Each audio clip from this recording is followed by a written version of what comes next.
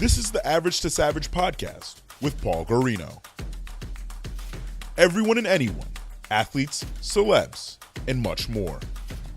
What's up, everybody? I'm back for another episode of the Average Savage podcast. Our special guest today is MMA fighter Nick Newell, who is currently 14-2. Nick, how's it going? Good.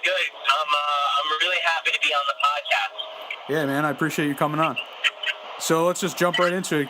Could you tell me a little about you growing up and how you got into wrestling? Okay, so growing up as a kid, I always loved martial arts movies or anything action-based. So Jean-Claude Van Damme movies, I think, were my favorite. Well, I know were my favorite. And then I loved anything with Arnold or Stallone. Just anything family and action I was super into. I wanted to be a Ninja Turtle growing up. I used to try to climb in manholes, and my family used to have to watch me to make sure I didn't actually jump into the sewer. So the other thing that I loved was WWE. Yep. So I know a lot of people will make fun of it or whatever if they fake, but as a kid, that was amazing to me. That was the best thing that there was, and I still to this day love it. I don't follow it like I used to, but I respect the impact that it had on my life. So when I got to high school, one of my friends was like, "Hey, I'm gonna join the wrestling team," and I kind of was like, "Oh, you're gonna wrestle?" And I had wrestled just a little bit, just one season, but I never competed. I just practiced because my dad brought me when I was in second grade. But I was more interested in baseball actually and soccer. Yeah. So I got to high school and my friends were using wrestling, and I kind of got jealous. It was like, "You're gonna wrestle?" And I was like, "Oh, I'll pick you up." I thought that. So I joined the wrestling team because it was like, it would be good to know how to do this. And also, I'm pretty good. I can kind of scrap with all my friends, and I'm tough, And it wasn't really the case. I kind of got my ass whooped, Yeah. And when I first started, so I think I lost my first 17 matches. But to me, that wasn't this is not for me type deal. It was more, humbling, very humbling, and something that grounded me. I can never imagine seeing something so bad at something, as bad as I was, and then being like, "Oh, I suck at this. I'm just gonna accept that I suck at it forever." It bothered me. So I was like, I gotta get good at this. Yeah. So I just kept training, and obviously I went on and set a state record and school record and became all state and wrestling college and captained my team. So I had that's basically more than what you asked for from an answer, but it's my wrestling story. Yeah, for sure. Yeah. So that's what led you to Western New England College for wrestling, right? Yeah. Now Western New England University, but Western New England College, and great experience. I love wrestling. It's my favorite sport. So, and Western New England is a great school, and I had definitely appreciated the level of wrestling that I got there.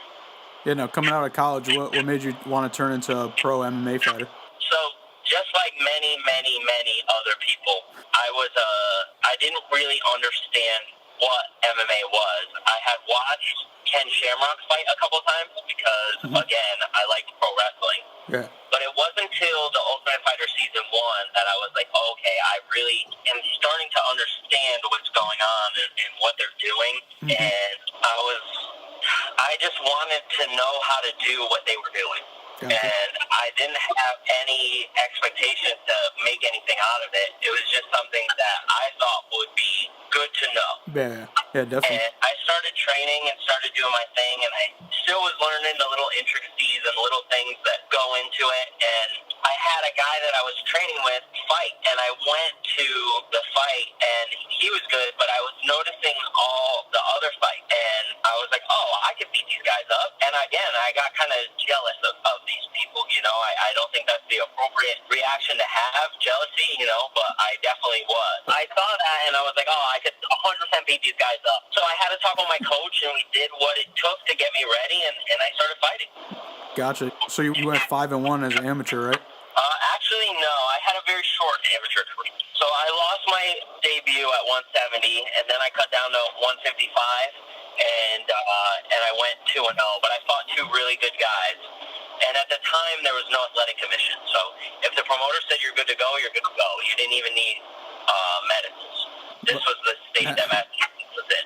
That's wild. And when I heard that the athletic commission was going to be introduced, I thought it would be a good idea for me to go pro. The main reason is because I didn't want them to say, oh, well, he can fight amateur, but pro's a different beast. I wanted to get pro wins under my belt before the athletic commission came, so I could be like, hey, look, I'm a professional, and I'm already winning pro fights, so how are you going to tell me that I can't do this? I was worried about that. So that's exactly what I did. And then I registered some pro wins, and, from then on out, I was a professional fighter. Yeah, definitely. What was your first pro fight like? My first pro fight was in Plymouth, Massachusetts for a league called Cage Fighting Extreme. I fought this guy, Dan Ford, who was he was a karate guy. Yeah. So, obviously he was lacking in the ground. I came out, I threw a head kick at him, but I slipped and fell, and then he rushed me, and I ended up taking him down, getting on top, and pounding him out in the first round. Yeah, so you remember every fight exactly, huh? Yeah, I mean, I remember parts of fights, general, when you fight, everything kind of slows down. So 5 minutes feels like 5 hours, for me at least. Yeah. So I tend to remember the details. Though I don't really like to watch my fights. Even when I win, I don't watch them. I know I should, but I just don't like to. So I don't, and I know I should. People will tell me but I just have my coaches watching it for me and breaking things down. So I for years I was like, oh yeah, I hit X guard in a fight, and someone's like, no, you didn't. You hit X guard, and I was like, yeah, man, I did X guard, and I got back to my feet. And then I watched it, and I definitely did not do X guard and get back to my feet. So I remember most details, but I don't remember all. Do you have any favorite fights? I mean, obviously, my favorite probably is when I won the XFC title. Yeah. Because, it was like a near-perfect fight. It was a near-perfect fight, and at the time, the guy I fought was on, like, a really good roll. He had beaten a lot of very, very good fighters, and I was unproven, and really no one thought that I could do it. Yeah. Except for my team. My team told me exactly what was going to happen. And to be quite honest with you, I didn't believe it myself. Everyone looks at me as this guy that's, like, just a beast and always believes in himself. But, like, I do believe in myself because of what I've been through, but I haven't always believed in myself. So I was nervous and I was scared, and I honestly didn't know if I was going to win going into it. But I just kind of said, screw it. I'm going to bite down on my mouthpiece and go out there and do my thing. And that's what I did. So after that fight, did you have a whole new confidence? Yeah, I definitely had a little bit more confidence in myself and my abilities. It's good. I learned a lot because I ended up going, I ended up only winning really 2 matches my freshman year in high school in wrestling. And then I trained all year. Everyone was going to parties. I was training all summer every year. And then my senior year, I won 53 matches, so it's like that taught me the value of hard work and standing out and being different. And people look at me because I have one hand and are like, oh my God, it's amazing that he does that. But that's not what's special about me.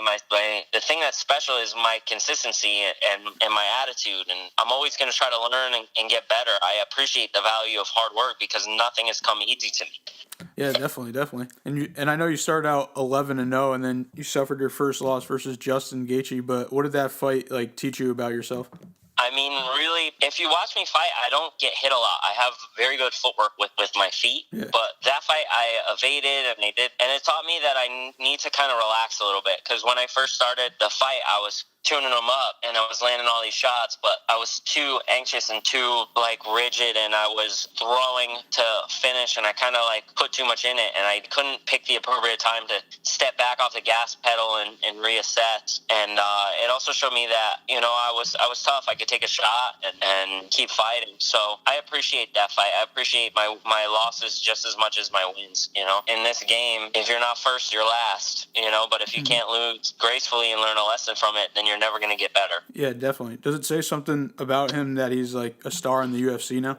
Yeah, I mean, obviously, when he fights two guys that are top 10 in the world, and I gave him a better fight than those guys, it means something. MMA math doesn't always work like that, but I mean, I don't know. It feels good to see, like, hey guys, you think I'm out of my element? Well, look, I've only ever lost the guys that were undefeated at the time, you know. And Justin's lost since then, but he's proven himself to be a solid top 10 fighter, maybe even top 5. Yeah, definitely. And I know after that you went on to win 2 more, and that was I think that was the first time you fought in Connecticut as a pro, right? Yeah, so after that I went on and won my next 2 fights in Connecticut, and it was a big deal for me. Yeah. Because I'm from Connecticut, you know, so to be able to finally, after traveling all over the world to fight, be able to finally come home and win fights was key for me. You know, it was good. It was something that, although I was fighting here, there, I was going to Canada, I was going to LA, I was fighting in Nashville, I was fighting in Florida.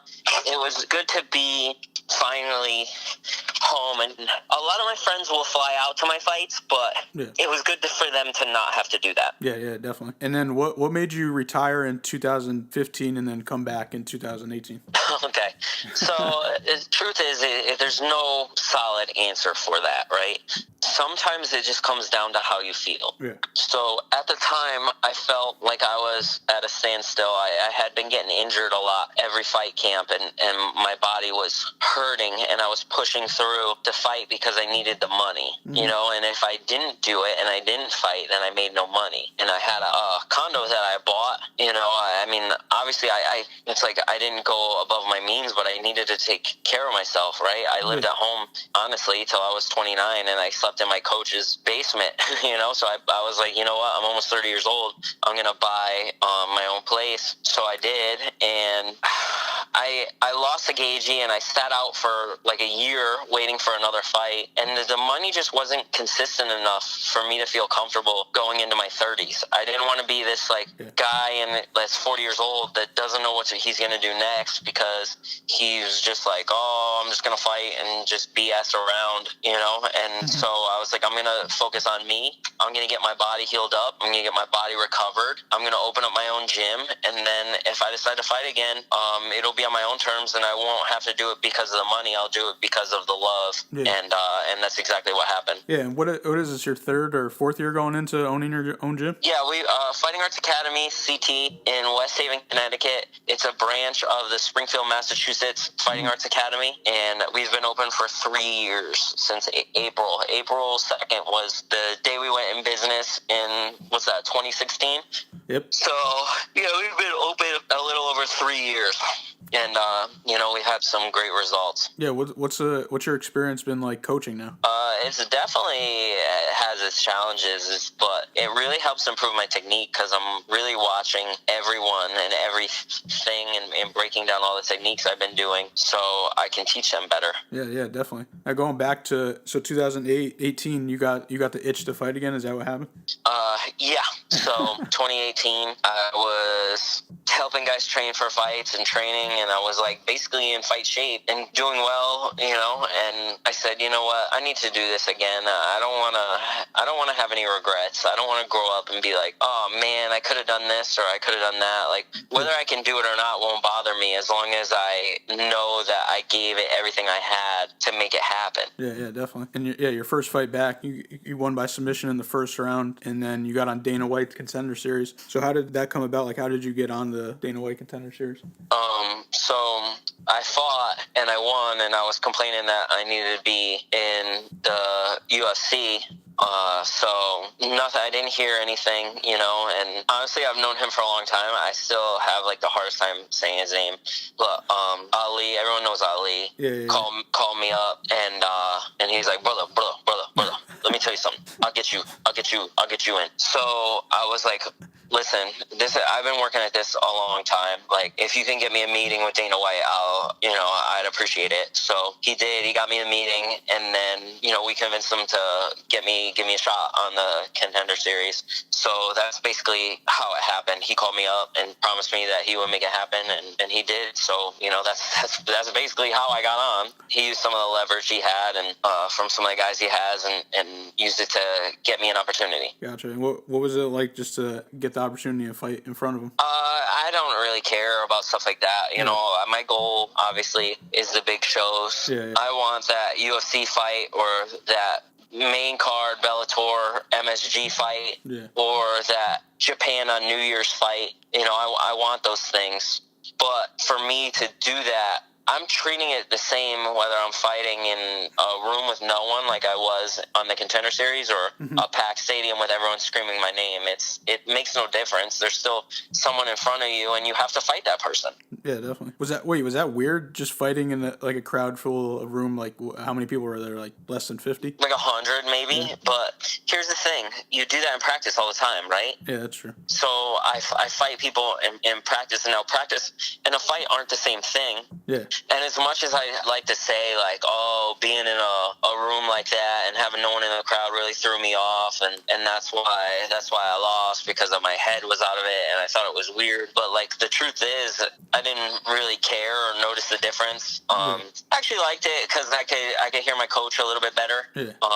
And it wasn't a big deal. You know, it just wasn't my night more than anything else. Yeah. So, you got a big fight coming up May 31st, CES 56 versus Calvin Halney 17-5. So what should we expect? So this is the kind of fight I asked for. Yep. You know, I'm 14-2 as a pro, and a lot of these guys don't want to take the risk. They don't want to fight someone tough. They want to make it to the big show, so they won't take any risks. And my last fight was to a wrestler, so I wanted to fight another wrestler, and I wanted someone that had experience, that I have a lot to gain off of winning, someone with a good record and lots of experience. So his name was presented, and that was a fight that I really liked because it's a challenge. You know, 17-5 is no joke. Yep. You can't get a record like that if you suck. And if you're gonna fight the guys on the big show, you have to fight tough guys. You can't just not fight tough guys and then hop in there and be like, oh, finally a tough guy. Like you got to build your way up the ladder, you know. And I like those gritty fights. I want to have to dig deep. I obviously don't want to lose an inch the whole fight. I want to win the entire fight. But it's not the worst thing ever if maybe you lose a little bit of the round or he has his moments. You know, stuff like that builds character. And I like being in those bad situations because then I have to dig deep and show how good I am. You know, so for me, this was a great fight because I feel like obviously he has more to gain from it because I'm a bigger draw and a bigger name. But honestly, on my half, I have a lot to gain from it. And it's very motivating for me because of the style of fight he has is something, you know, that I like, that no one really wants to fight wrestlers ever. And I don't care. I'll do it. Yeah. And his record's good. So for me to build this up, if we did like my last 10 opponents are like 90-30 or something crazy like that, their records when I fought them. Yeah. So it's something that I like and I want. Yeah, that's funny that you said that because I remember I tweeted you back when somebody said they don't do that, and then they did it with I think it was Clarissa Shields or somebody, like a boxer. They did it with the total numbers. Remember? Well, yeah. I mean, I just went full Highlander mode, and I was like, if I absorb the losses of the people that beat me and absorb the wins of the people that I beat, my record would be 102-2. Yeah. All right, a few more. What advice would you give a kid that has to overcome obstacles? I mean, there's really nothing you can do. You know, you can be a victim of your circumstances, or you can create your own. And you know better than anyone that sometimes you just gotta say, screw it. Like, this is what I have, and this is what I gotta work with, and I'm gonna make it happen, and I'm gonna make a name for myself despite what I'm facing. Because the truth is that the world's not fair, and sometimes you start the race a little further back, and you have to hustle harder and run faster to really get ahead. You know, you have to push, because there's people that maybe have advantages that you don't have or circumstances that you don't have. But it's about drowning out those circumstances and not using anything as a crutch and making the things you want to happen. And if you do everything you can to make it happen and it still doesn't happen, at the end of the day, you can hang your head proud, you know, knowing that it's like, okay, I really, really, really invested in this, and it just wasn't meant to be. Yeah, definitely. Damn, I'm going to take some of those quotes. But like a lot of the time, you end up doing stuff that you didn't even think that you could do, like me all the time. Yeah, definitely. I've done so many things, like people are like, oh my God, you always believe in yourself. Like I said before, and that's not true. I actually didn't believe in myself, but I said, I'm just going to try my hardest anyway. And things happened that I was like, what the heck? Like one time that kind of a turning point for me was my sophomore year wrestling.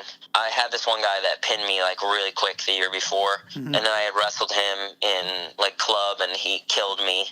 And I told my coach, I was like, don't make me wrestle him, he's gonna beat me. And my coach flipped out on me. he like absolutely chewed me a new one. And I was like, okay, I guess I'll go wrestle him.